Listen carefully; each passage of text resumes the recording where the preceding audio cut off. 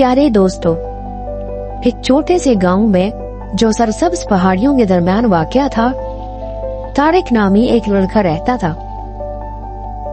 वो मेहरबान और तजस्सुस से भरा हुआ रहता था और हमेशा जंगलों और खेतों में घूमता रहता था। एक दोपहर को जब वो एक बहुत पुराने दरख्त के करीब घूम रहा था, उसने एक हैरत अंगेज चीज दरियाफ्त की।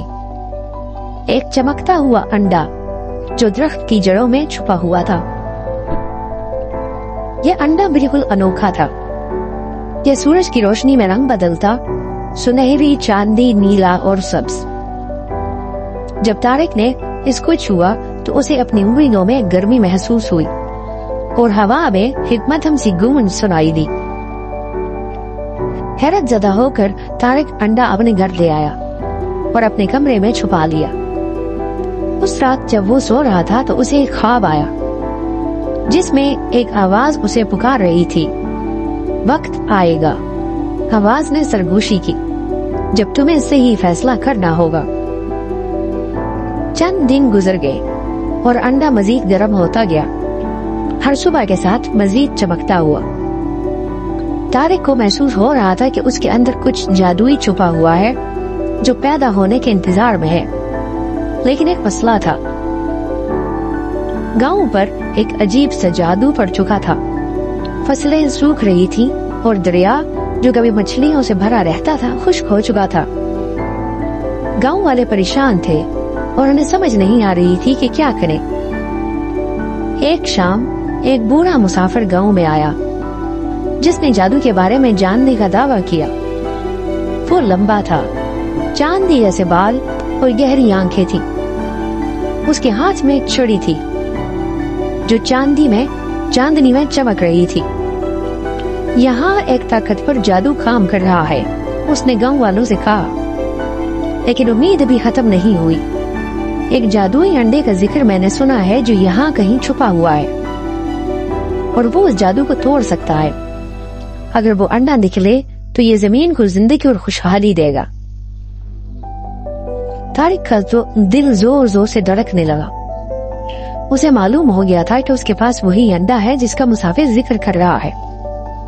बगैर किसी हिचकिचाहट के वो उसे गांव के चौक में ले आया। मुसाफिर अंडा देखकर मुस्कुरा दिया। ओ नौजवान, तुम्हारे पास तुम्हारे गांव की किस्मत की चाबी है। लेकिन ये चैलेंज था।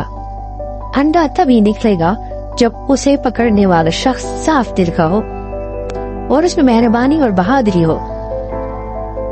तारिक इन सब चीजों के लिए तैयार था, लेकिन मुसाफिर ने उसे खबरदार किया, जब ये अंडा निकलेगा तो तुम्हें एक फैसला करना होगा। अपने दिल से फैसला करना, क्योंकि इस अंडे में बहुत ताकतवर जादू पोशीदा है। तारिक ने अंडा अपने हाथों में पकड़ा और वो रोशन होने लगा, तवानाई से गूंजने लगा। अंडे की सतह पर एक दरार पड़ी और अचानक ये खुल गया। अंडे के अंदर से खूबसूरत रोशन परिंदा निकला जिसके पर कौसो खजा के तमाम रंगों में चमक रहे थे।